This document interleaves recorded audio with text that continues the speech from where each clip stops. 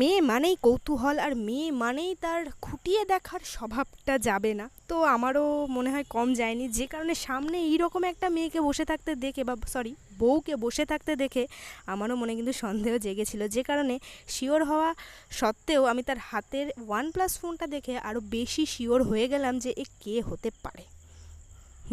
Same চুড়িদারে পরা আরিয়সী Cynthia ট্রেনে করে কোথায় যাচ্ছে জানি না, বনগাঁ শিয়ালদা লোকালে উঠেছিল। সামনে এইভাবে এই রকম মিট হবে আমি কিন্তু মোটেও আশা করিনি, শুধু পাবলিক রিয়াকশান থেকে একটু যাতে বাঁচতে পারে সেই কারণে তার এই রকম রূপ। আর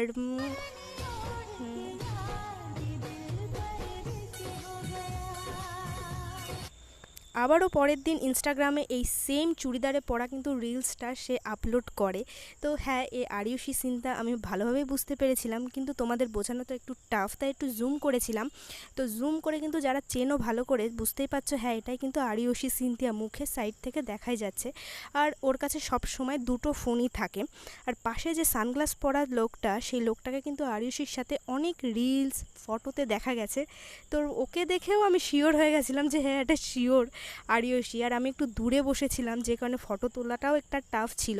তো পাশে একটা বউ বসেছিল, বউটাকেও আমি দেখেছি রিলস ফটোতে।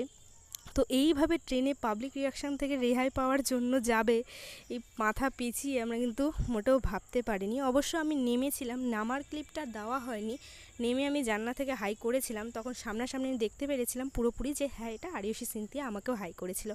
তোমাদের কেমন লাগলো সেটা কিন্তু জানিও।